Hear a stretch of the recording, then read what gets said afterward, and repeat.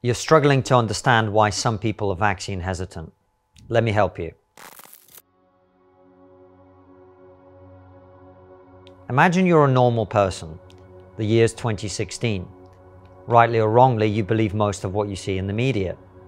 You believe polls are broadly reflective of public opinion. You believe doctors and scientists are trustworthy and independent. You're a decent, reasonable person who follows the rules and trusts authority. Imagine you're shocked then when Brexit, which you were assured won't happen because it's a fringe movement led by racists for racists, happens. The polls, which widely predicted it wouldn't happen, were completely wrong. The experts and media pundits who told you it wouldn't happen day after day are also wrong. Oh well, you say, these things happen. Imagine that soon after Donald Trump is running for president. You're told by your favorite media publications that he is going to lose. Some experts say his opponent has a 99% chance of winning. Imagine waking up on the morning after the election to discover that pollsters, media experts, and politicians you still trusted were wrong again. And now the racist monster they told you would never get near the White House is the leader of the free world. How did this happen, you ask yourself? How could all the people in charge of informing me be so wrong? It was the Russians, they tell you. The Russians did Brexit and they got Trump elected too. Imagine that for the next 3.5 years, you watch as the media and the political class run with the Russia collusion narrative. They tell you the how, the when, the where, the dossiers, the whistleblowers, the peeing prostitutes. Imagine your desperation for things to make sense again. The Mueller report is coming and it will set your world straight. Evidence of foreign meddling in the 2016 election and Brexit is coming to save your unsettled mind. Imagine your shock then when you discover that Brexit and Trump had little to do with foreign meddling. The screaming about Russians and Brexit dies down as well. Imagine that bit by bit you discover that events which the media and political class told you would not and could not happen, not only happen, but happen without some sort of evil interference. Instead, millions of your fellow citizens voted for them. Again you ask, how could this happen? And again the media has the answer. Racism. Your country is racist, they tell you. If you're white, this seems strange to you. Other than a handful of idiots, you've never met a racist. If you're an ethnic minority immigrant like me, this seems even stranger. Why would people in one of the most welcoming, tolerant countries in the world want to convince themselves their country is racist when it's so obviously not? But the evidence is right there on your TV screen. Imagine your horror as a gay black actor is assaulted by MAGA hat-wearing thugs who racially abuse him and put a noose around his neck. He cries while talking about it. Imagine your outrage as you see news reports of a bunch of MAGA hat-wearing kids from a religious school contemptuously confront a Native American elder. Reza Aslan tells you the kid has a punchable face, and while you abhor violence, it's hard to disagree. Imagine that for days you watch coverage of these events with expert after expert, pundit after pundit, sharing and fueling your outrage about them. With every word, your belief that you are a good person and that your country is a good country wavers. Imagine that soon after, however, the Jussie Smollett story turns out to be an attention-seeking hoax. Imagine that you quickly discover that the Native American elder was the one who confronted the kids and not the other way around. If this is such a racist country, you ask yourself, why would they need to make up stories of racism? As you ponder this, you remember that for years now, you've been expected to go along with other make-believe. You're expected to believe that whether you're male or female is not as simple as you once thought. Whatever you learn about biology at school is wrong. You no longer know how many genders there are, and it seems dangerous to try and find out. Imagine reading that the experts at the American Psychological Association say that traditional masculinity is pathological and harmful. Imagine that you still want to believe the media and their experts, but now that requires you to think your country is racist, men are bad, and gender is a social construct, whatever that means. It is at this point that a pandemic emerges on the other side of the world. You're initially unconcerned, but as scenes emerge from Italy and other countries, it is clear that something big is happening. You watch nervously as politicians give press conference after press conference, flanked by experts, to explain the situation. The racist Donald Trump shuts down travel from China. In response, the mayor of Florence in Italy advises citizens to fight racism by hugging a Chinese person. Shortly after, Nancy Pelosi, a respected Democrat, visits Chinatown in San Francisco to explain that there's no reason tourists or locals should be staying away from the area because of coronavirus concerns. Thank God there are some sensible, non-racist people who aren't overreacting, you say to yourself.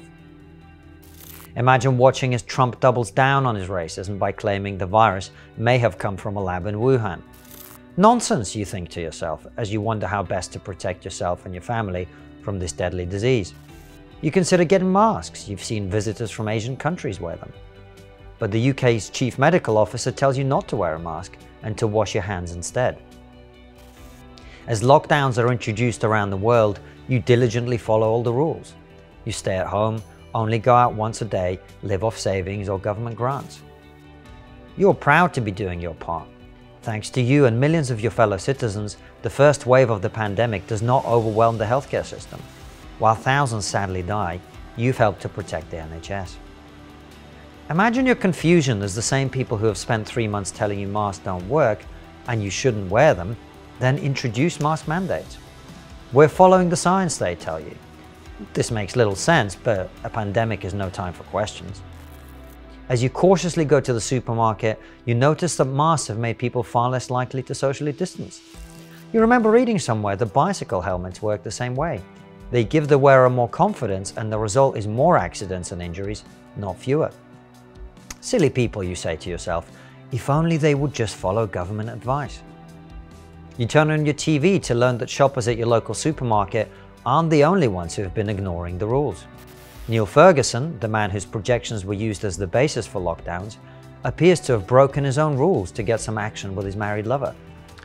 Boris Johnson's chief advisor, Dominic Cummings, drove halfway across the country to ensure he had a better place to isolate. The journalists who berate him for this are later found to have attended a birthday party in breach of the rules. The lockdown continues. However, a man is killed in Minneapolis while being arrested for a petty crime. The man is black, the officer is white.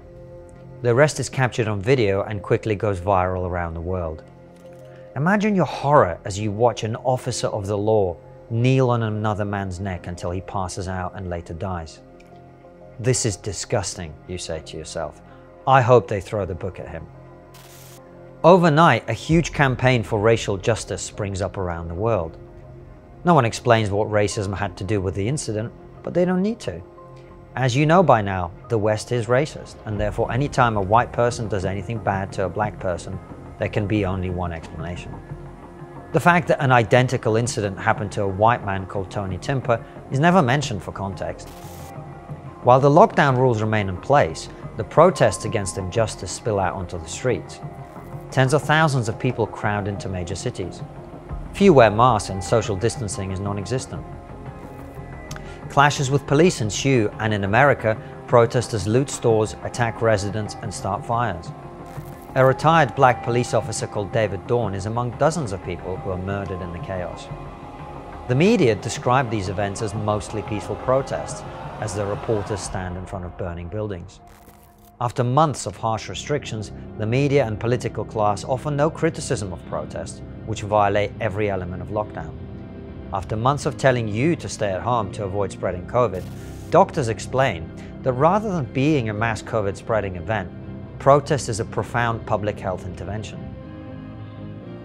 Big tech companies go into overdrive to stop the spread of disinformation.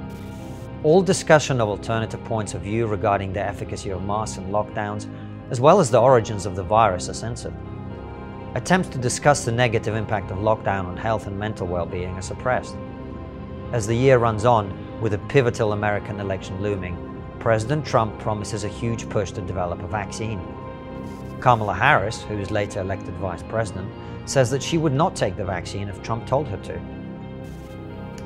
On the eve of the election, a publication in America releases a damaging report about Hunter Biden, son of presidential candidate Joe Biden. The story alleges corruption, which may involve his father, as well as drug taking, use of prostitutes, and more. Twitter and other social media companies prevent the story from being shared. The media lines up commentators to claim the story was Russian disinformation. Once his father wins the election, it becomes clear that several key elements of the story are likely accurate, and the laptop from which the information was recovered is in fact Hunter Biden's laptop.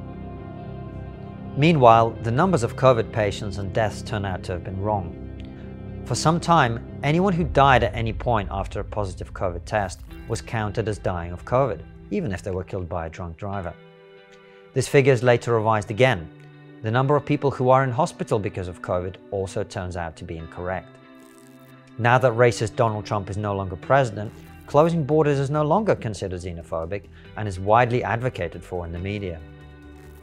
The racist conspiracy theory that the virus came from a lab in China is now also allowed to be discussed and appears likely to be the most credible explanation of the origins of the virus. Imagine your horror as you learned that the reason thousands of people died in the first wave of the pandemic was that elderly patients with COVID were allowed to be released back into care homes. This is especially true in the UK and in New York, run by Governor Andrew Cuomo, brother of CNN anchor Chris Cuomo. Governor Cuomo publisher suspends promotion of his book about leadership during the pandemic amid the inquiry into nursing home deaths. Meanwhile, Texas and Florida, which remained open, continue to thrive. In the UK, the Health Secretary, the person responsible for saving lives, is found to be cheating on his wife with a married aide in breach of social distancing guidelines. The man making the rules for you does not follow them. It is at this point that the vaccine, which you were initially told would need to be given to the vulnerable before restrictions can be lifted, becomes the main drive of government policy and media commentary.